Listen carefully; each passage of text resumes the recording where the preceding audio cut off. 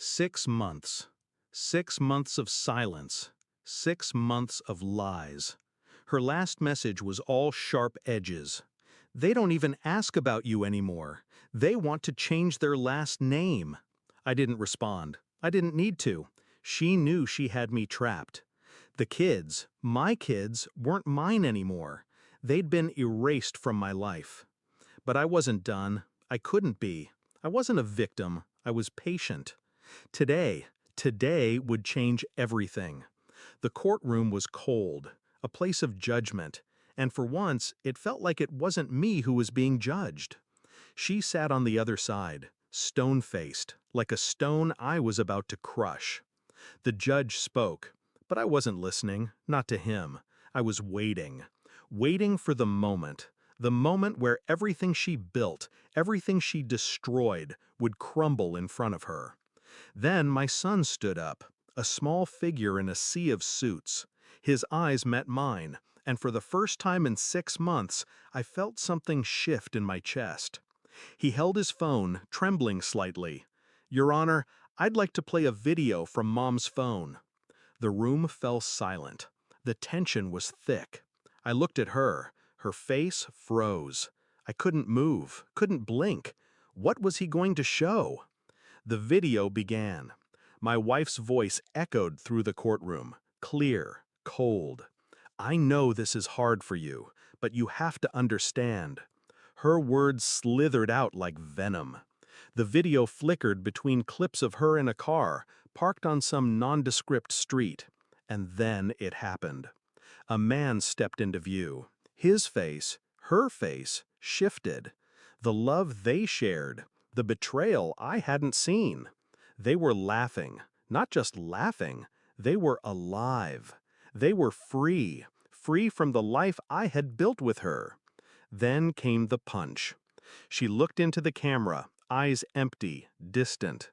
"Your father's a burden. He doesn't deserve you. He won't make you happy." She didn't even flinch as she said it. My son's words echoed in my mind. I don't want to see him anymore. I had been played. She had poisoned their minds. But she thought I didn't know. She thought I didn't feel the sickness curling in my gut. The video ended. The courtroom was still. My son, shaking, sat back down. His eyes didn't meet mine. I didn't know if he even recognized the gravity of what he'd just done, but I did. This was it. The final betrayal I had no plan in mind. But my mind had been working, always working. I didn't react. I couldn't, but I felt it. The truth was there, buried beneath my ribs, clawing to get out.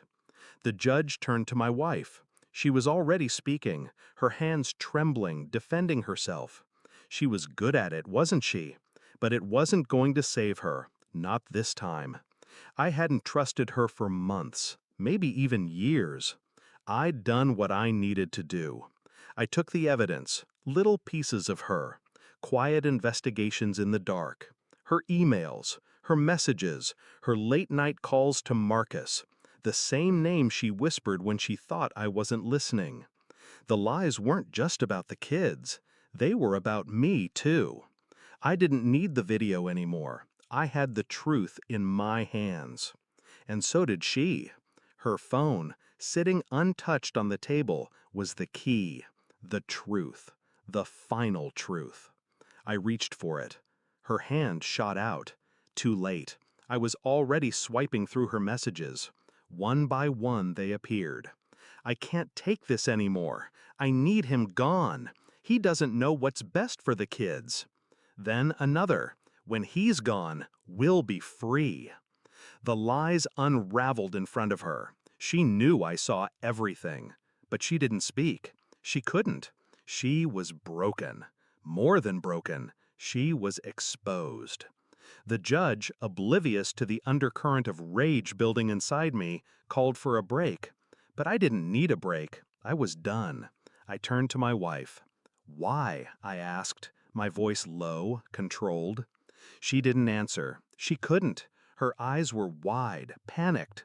She was grasping for the words that no longer existed. I handed her the phone. The evidence was hers now. I left the courtroom first. No anger, no rush. I walked out like I was already finished with her. I could feel her presence behind me. She followed, stumbling over her own lies. I didn't look back. I wasn't angry, not anymore. She had already lost everything. She just didn't know it yet. But I did. I had already taken back control. She was powerless. She had exposed herself. There was no going back for her. Not now.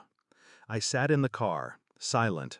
The drive home was long, endless, but I didn't care anymore. The final piece was in place. The truth was out.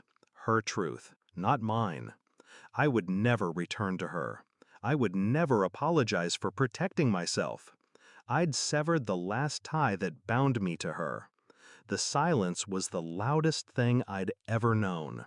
And when I spoke again, it was just to myself. I'm free. And for the first time in a long time, I meant it.